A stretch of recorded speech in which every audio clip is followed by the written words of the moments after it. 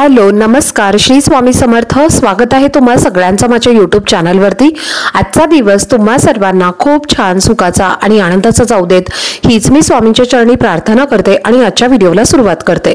पण त्या अगोदर तुम्ही माझ्या चॅनलवरती जर नवीन असाल तर चॅनलला सबस्क्राइब नक्की करा। त्याचबरोबर कमेंटमध्ये श्री स्वामी समर्थ लिहायला अजिबात विसरू नका। उद्या 30 डिसेंबर वार सोमवार आणि उद्याच्या दिवशी आलेली आहे वर्षातली शेवटची अमावस्या। अमावस्या ही मार्गशीर्ष अमावस्या आहे। त्याचप्रमाणे या अमावस्येला सोमवती अमावस्या असं सुद्धा म्हटलं जातं। जेव्हा अमावस्या ही तिथी सोमवारी येते तेव्हा त्या अमावस्येला सोमवती अमावस्या असं म्हटलं जातं। तर या अमावस्येनंतर 2025 चा जानेवारी महिना आणि पौष महिना हा सुरू होणार आहे। 2025 ची सुरुवात शानदार आणि सुख सौभाग्याची व्हावी अशी प्रत्येकाची इच्छा असते आणि म्हणूनच या अमावस्येच्या दिवशी जर आपण काही खास उपाय केले तर या उपायांचा आपल्याला खूप अधिक पटीने फळ हे प्राप्त होतं। भगवान विष्णू आणि माता लक्ष्मीसह भगवान शिव आणि माता पार्वतीची सुद्धा पूजा आपल्याला या दिवशी करायची आहे। या दिवशी भगवान महादेवांची पूजा केल्यामुळे शुभ आशीर्वाद हे आपल्याला प्राप्त होतात। त्याचप्रमाणे आपल्या सर्व इच्छा मनोकामना या सुद्धा पूर्ण होतात। तसेच या दिवशी आपल्या पितरांची सेवा सुद्धा आपल्याला अवश्य करायची असते। सोमवती अमावस्येच्या दिवशी पवित्र नदींमध्ये स्नान करून दान करण्याची प्रथा आहे। तर या दिवशी जर आपण पवित्र नद्यांमध्ये स्नान केलं तर प्रखर पितृदोष हा दूर होतो। पितृ आपल्यावरती प्रसन्न होतात। तसेच आपण दान केलं तर पितृ हे तृप्त होऊन आपल्याला सुखी संसाराचे आशीर्वाद देत असतात आणि म्हणूनच या दिवशी स्नानाला आणि दानाला अनन्यसाधारण महत्त्व आहे। पण आता सर्वांनाच पवित्र गंगेवरती जाऊन स्नान करणं शक्य नसतं आणि म्हणूनच घरच्या घरी अंघोळीच्या पाण्यामध्ये ही एक वस्तू टाकून आपण जर स्नान केलं तर आपल्याला पवित्र गंगेवरती स्नान केल्याचं पुण्य प्राप्त होतं आणि म्हणूनच आपल्याला या सोमवती अमावस्येच्या दिवशी अंघोळीच्या पाण्यामध्ये ही एक वस्तू टाकायची आहे। ही वस्तू टाकल्यामुळे नकारात्मक शक्ती, प्रखर पितृदोष, करणीबाधा, शत्रुपीडा नष्ट होऊन 7 पिढ्यांचा दारिद्र्य गरिबी ही नष्ट होईल। तर अशी कोणती वस्तू आहे जी आपल्याला अंघोळीच्या पाण्यामध्ये टाकायची आहे याबद्दलची संपूर्ण माहिती तुमच्यासोबत मी आजच्या व्हिडिओमध्ये शेअर करणार आहे। त्यामुळे व्हिडिओ हा स्किप न करता शेवटपर्यंत नक्की पहा जेणेकरून तुमच्यापर्यंत योग्य ती माहिती पोहोचेल। आणि तुम्ही माझ्या चॅनलवरती जर नवीन असाल तर चॅनलला पण लगेचच सबस्क्राइब करा आणि बेल आयकॉनला पण प्रेस करा म्हणजे मी जेव्हा कधीही नवीन व्हिडिओज अपलोड करेन त्याचं नोटिफिकेशन सर्वात आधी तुम्हाला मिळेल आणि तुमचा एकही व्हिडिओ हा मिस होणार नाही। तर या सोमवती अमावस्येनंतर लगेचच नवीन वर्षाची सुरुवात होते। नवीन वर्षामध्ये भरभरून प्रगती व्हावी, सर्व इच्छा मनोकामना पूर्ण व्हाव्यात, कोणताही वाईट संकट अडचणी आपल्या आयुष्यामध्ये येऊ नये असं प्रत्येकाला वाटत असतं। नवीन वर्षामध्ये काहीतरी सिद्ध करण्याचा आपण संकल्प सुद्धा करत असतो आणि म्हणूनच आपल्याला ही एक वस्तू जी आहे तर ती अंघोळीच्या पाण्यामध्ये टाकायची आहे जेणेकरून नवीन वर्ष आपल्याला सुखाचं, आनंदाचं आणि आरोग्याचं जाईल। नवीन वर्षामध्ये आपल्याला सर्व इच्छा मनोकामना या पूर्ण होतील। जर या सोमवती अमावस्येच्या दिवशी तुम्ही ही एक वस्तू अंघोळीच्या पाण्यामध्ये टाकली तर तुम्हाला पवित्र गंगेवरती स्नान केल्याचं पुण्य हे प्राप्त होईल।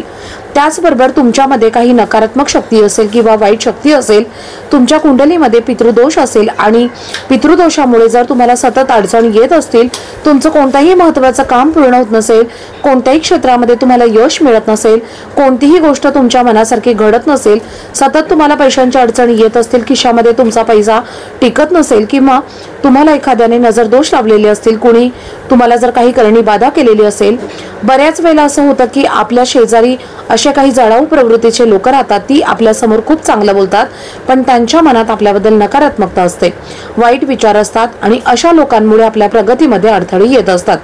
त्यांची आपल्याला एक प्रकारची नजरदोष जी आहे तर ती लागत असते आणि म्हणूनच अशी नजरदोष, नजरबाधा, शत्रुपीडा नष्ट होण्यासाठी, 7 पिढ्यांचं दारिद्र्य हे नष्ट होण्यासाठी आणि आपल्या मनातल्या सर्व इच्छा मनोकामना पूर्ण होण्यासाठी तुम्हाला ही एक वस्तू जी आहे तर ती अंघोळीच्या पाण्यामध्ये टाकायची आहे।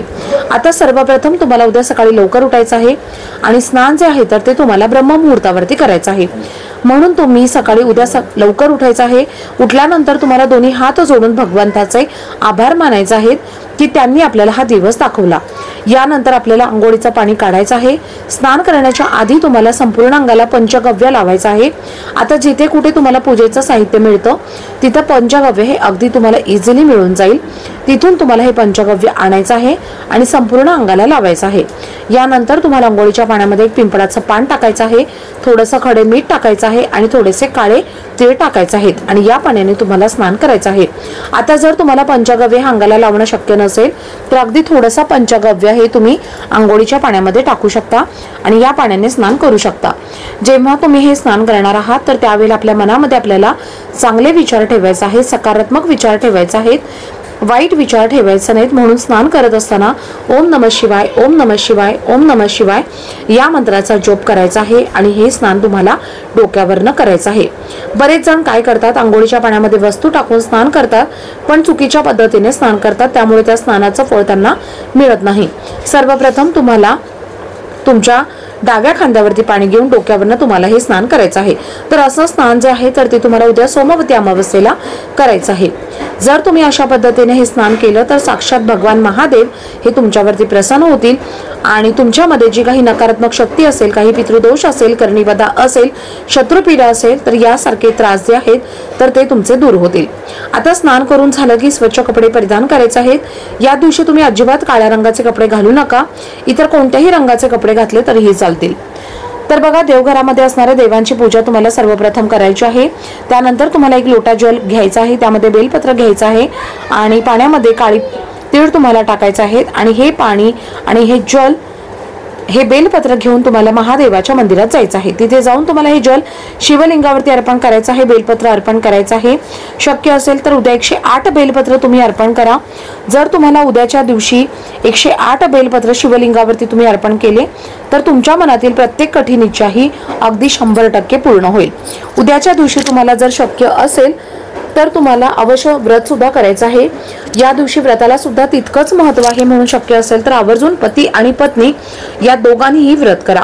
त्याचबरोबर या दिवशी स्नानासोबतच दानाला सुद्धा तितकंच महत्त्व आहे, म्हणून उद्याच्या दिवशी तुम्हाला कुठे गाय दिसली, कुत्रा दिसला, कावळा दिसला तर त्यांना थोडंफार धान्य किंवा चपाती जी आहे तर ती अवश्य खाऊ घाला। काळं कुत्र जर असेल तर काळ्या कुत्र्याला चपाती किंवा भाकरी, गाईला गुळ चपाती किंवा कावळा असेल तर कावळ्याला थोडंफार धान्य तुम्ही टाका किंवा भात तुम्ही दिला तरी सुद्धा चालेल। त्यामुळे कितीही प्रकार पितृदोष हा तुमचा दूर होईल, पितृ तुमचे तृप्त होतील आणि आपल्याला सुखी संसाराचे आशीर्वाद देतील। जर आपले पितृ आपल्यावरती प्रसन्न असतील तर आपल्या आयुष्यामध्ये कधीही संकट, अडचणी, अडथळे हे येत नाही। तर अशा पद्धतीने तुम्हाला काही छोटे छोटे उपाय उद्याच्या दिवशी नक्की करायचे आहेत। आजचा व्हिडिओ जर तुम्हाला आवडला असेल, माहितीपूर्ण वाटला असेल तर व्हिडिओला जास्तीत जास्त लाईक, शेअर आणि चॅनलला सबस्क्राईब नक्की करा। भेटूयात पुढच्या व्हिडिओमध्ये, तोपर्यंत सर्वांना श्री स्वामी समर्थ।